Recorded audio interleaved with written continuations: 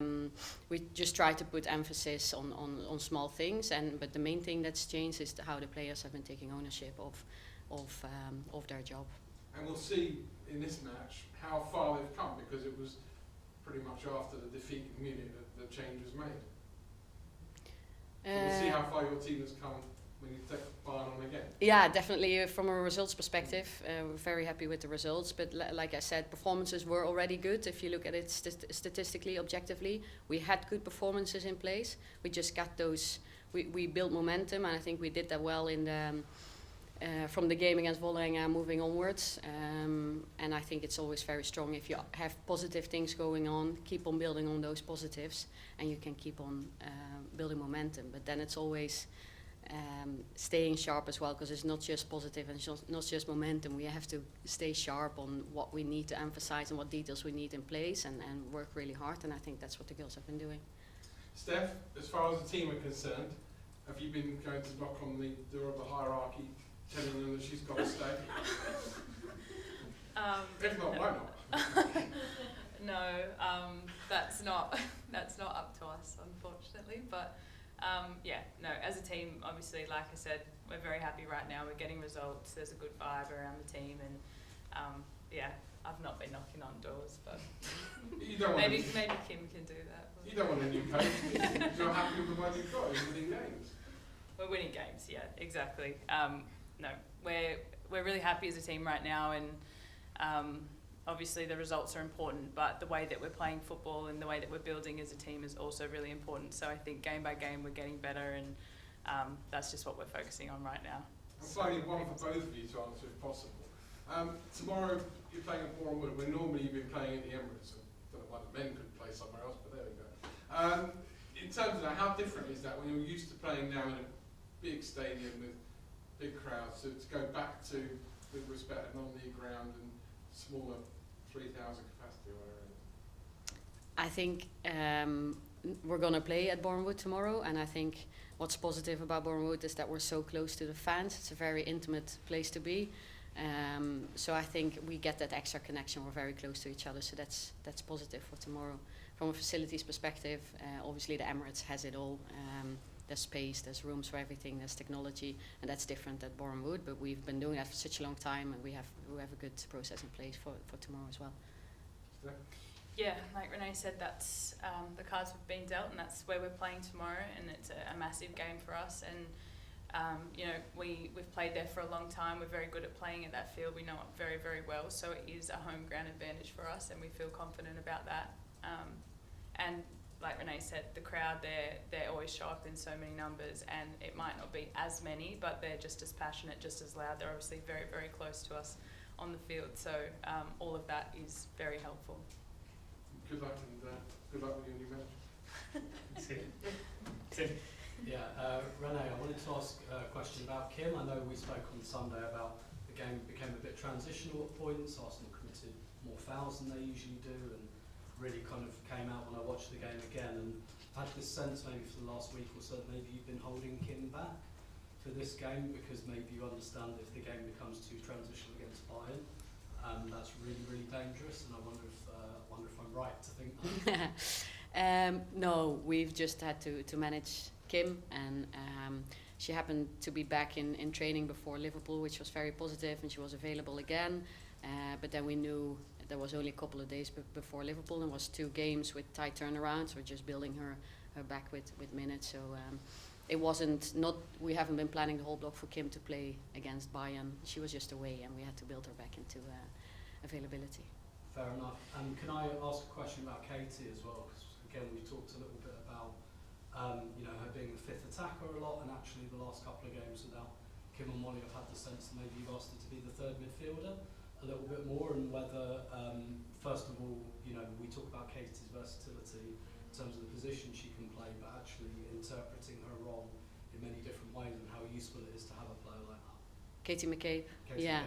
McCabe, yeah. She's a very intelligent player, and I think that the whole squad is very intelligent. That's why we need structure in all phases of the game, but we also give them the freedom to fill positions or to combine with each other as long as a couple of things are always in place. And I think Katie McCabe is a very good example of that. She's very intelligent, she has loads of experience, she understands the game really well, she's also a very good communicator. So yeah, she gets that freedom on the pitch, but as do the other girls as well. Thank you. Thank you. I wasn't going to. No worries. Sorry, I'll make that one. Susie. Hey both. Question for you both first. Obviously the reverse fixture wasn't the nicest of games. How much is this an opportunity to put that behind you and show the development of the side over these however many months since that game? You go, Steph. Yeah, I think that was a big wake-up call for us, that game. You know, we're a proud team. We want to score goals, but we also want to keep clean sheets. That's something we want to do all the time. So that was, you know, way too many goals conceded and just a poor performance for us in general. So it does give us a really good opportunity now that we've worked on the back of a lot of games here in a row now of keeping clean sheets. You know, we've tightened a lot of things and we're in a good place and we're feeling confident. So to take on a team like Bayern right now, which, you know, is one of the best teams in the world, you know, it's going to be tough, but I feel like we're in a good place right now to take on that game and to get a result. And that is our biggest aim. We want to finish top of the group. So, you know, we're going out there to win the game. Another one for you. I was on a call with FIFA Pro yesterday where they were talking about underloading and overloading of players, and one of the things they said was that they think the winter break is a very good thing, but the length of it is maybe a little bit too long, that players detrain after a couple of weeks and then it's hard to get back into the swing of things. Do you think there needs to be more done to like manage the rest periods that players get throughout the season in a more in a way that's more controlled around your sort of staying fit whilst also getting that regular break? Yeah, that's obviously a really tough one to manage, and I think every individual player manages their body and their load differently. I know for me, I like to keep ticking over. If I have a big chunk of time, then it's not always a good thing, but you can manage the way that you take that time as an individual. In terms of how they do it with the calendar, I'm honestly, like, I've been asked this question before and I don't know the answer. It's a tough one. I'm glad I'm not in charge of figuring it out, but I think at the moment the calendar is very busy for someone like me. I'm travelling back and forth to Australia a lot, so it's a lot of flying, a lot of games, and that does add up on your body. And there's obviously been a lot of talk about the injuries and stuff that have been going on in the women's game at the moment, but in terms of managing the calendar, I'm not sure how it works out, but in terms of our breaks, what we've got just needs to be managed, you know, by the club. We need advice on how to best handle each individual player, and I think that's the most important thing, is just getting it right for the individual. And Renee, how much do you, ahead of going back to the game tomorrow, how much do you focus on like your own performance versus stopping someone like Pernille Harder, who is obviously such a potent player? Well, it's about both. We always look at what we bring and what we need to do and what we're good at and how we are going to exploit them, but we also you need to be realistic. We also look at the opposition and what their strengths are. Every game is a game and you're going to go out and compete. I agree that Pernille Harder is part of their threats. As a team they have certain threats as well. We've discussed most of it. We feel comfortable with understanding who Bayern is and what they do, what they have done previously, what they did against us in the away leg, but obviously they can come out and do something different. So we have to be on our toes, but I think we feel prepared as a team. Nice one, thank you both. Thank you. Helen. Yeah, first of all, Steph, just following on from stuff that Susie was saying, I wonder now that you've sort of made that centre-back role your own for the last quite a lot of games, how does that affect you physically and mentally, etc.? How do you prepare differently? Do you see the game differently? Yeah, definitely. I think, you know, when I first sort of make the transit, I've done it a fair bit in my career where I've changed from left back to centre back, and physically you definitely feel the difference in terms of high speed meters and sort of the amount of ground you're covering. But I think mentally it's a whole different game. I think at fullback the options you're given are quite limited a lot of the time. So it's all instinctual, whereas at centre back it's all about organising and it's about staying connected to everyone and sort of reading the game before everything happens. So that's sort of the challenge. Physically it's less load for me, so in a way it sort of, I feel fresher going into games and I recover quicker, so that's always a nice thing. But I think for me ultimately it's just whatever role that the team needs me to play, I'm ready for any of it. I'm playing fullback frequently with the national team. I played wing back, centre back, whatever it is, whatever the team needs, I'm prepared for physically, mentally. In goal? Oh, absolutely. I No. feel like the no. No. Okay. But also, what do you look forward to in a game like this, a big game where there's a lot of noise around it and everything like that? How do you feel about it going into it? Yeah, it's a big game, but I think, you know, playing at a club like Arsenal, these are the moments you sort of wait for. As a footballer in general as well, these are the big games and the big moments that you play football for. And I mean, personally, I feel ready. As a team, I feel like we're very, very ready. So yeah, it's mostly, I'm just excited. I've been, you know, you circle these ones on the calendar, so I've been looking forward to it for a while, especially after how the last one went. So yeah, we're all focused, but there's a lot of excitement there too. So, and Renee, things that you're changing from the last time Arsenal played Bayern, what are the little kind of tweaks and things and the things you're looking out for? Because they are quite a physical team and they're very rapid when they suddenly just like attack on the break and stuff. And I just wondered if there are particular little tweaks in the team. Yeah, we've spoken about it this morning with the team. Obviously not going to give away the game plan in the press conference. No, no one's going to speak, no one's going to tell anyone. No, but one thing I could highlight is, for example, we concede from set pieces, and that's something we want to do better tomorrow. Okay, and how do you feel excitement-wise? I'm So very you look very calm, you look very calm. Yeah, well, not with it, no. It's I'm excited for the game. I think we've had so many different challenges as a team. The last two were the cold and the surface in Norway, and then we went from with a very short turnaround, we went to Liverpool, which is always a very hard game as well, another away game. And then we come now and we get to play against Bayern Munich, top of Europe, and see where we stand. So this is a new challenge that I look forward to. Brilliant, hope you do well tomorrow. Thank you. Art. Hi Steph, I was just going to ask about something you said in your first answer, which was about Renee giving individuals confidence but also the group confidence. I was wondering, could you talk a bit about how she gave you as an individual confidence for this kind of spell of games? Yeah, I mean, I suppose coming in to play centre back, it's not my normal position, but I think, you know, in the past I've sort of just played there to, if we've had injuries or to fill in.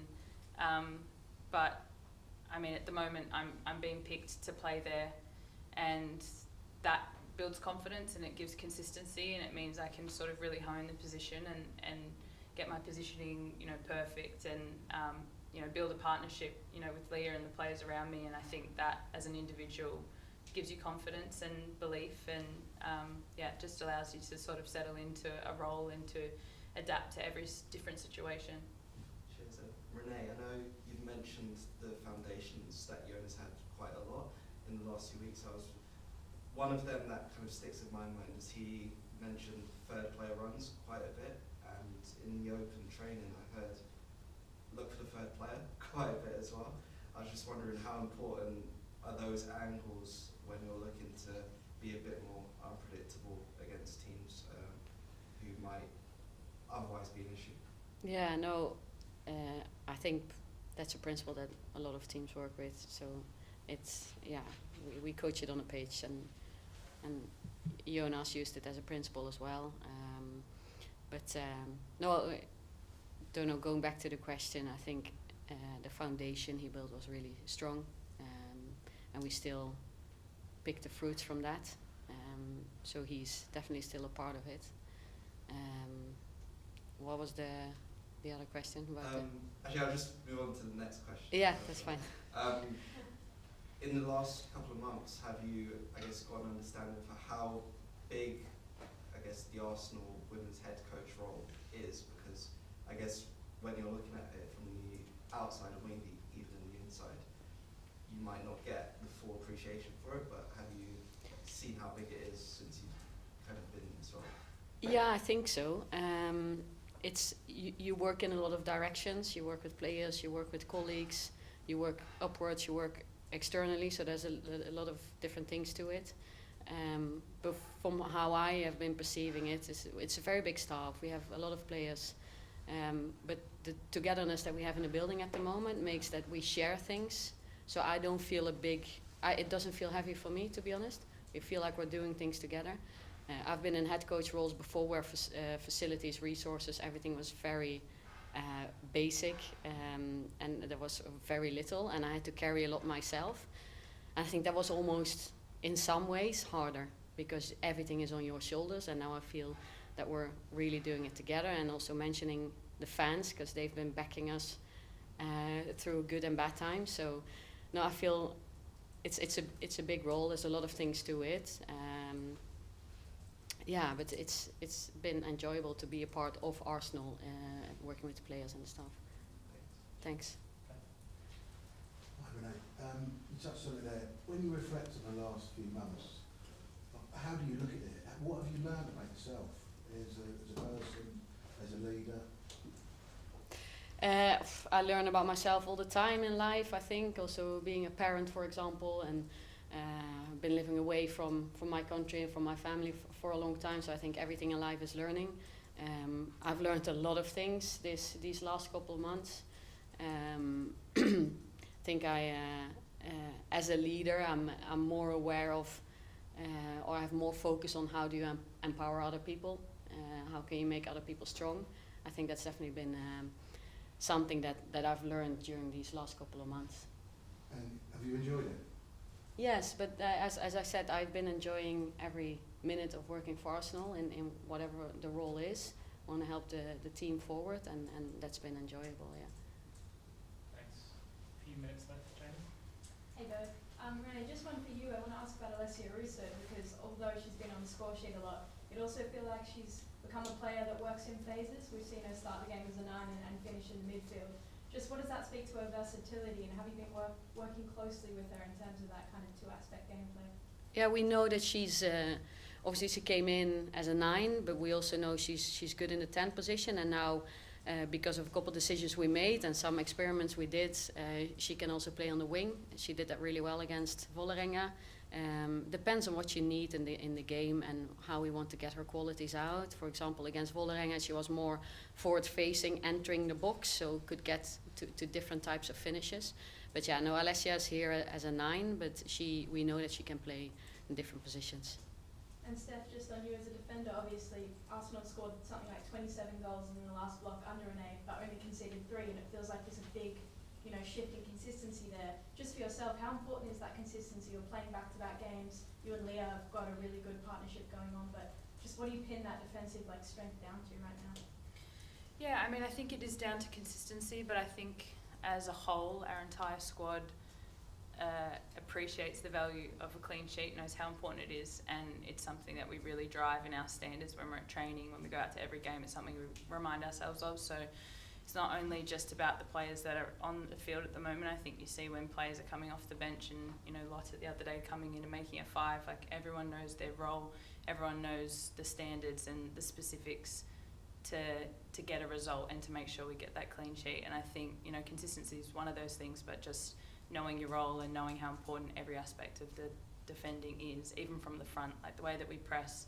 A clean sheet isn't just down to the back 4 of the defenders, it's from the front, it's from the strikers that are starting the press. So it's something that's going well for us at the moment. We have got to continue to make that happen. Brilliant. Best of luck, guys. Thanks. Emily?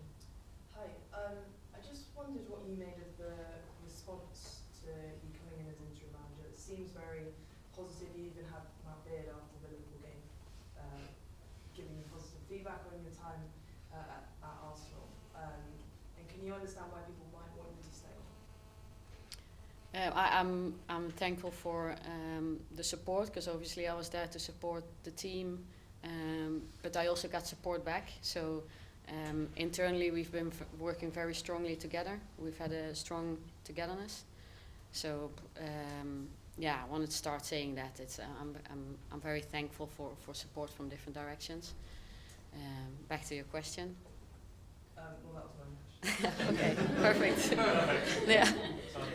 It was just the one for you, Renee. Just given, obviously, looking back at that first leg result against Bayern Munich, and obviously the team now being unbeaten under you, how satisfying would it be for you in terms of the coaching so far, the standing role so far, to then wrap up an unbeaten run by seeing off Bayern Munich?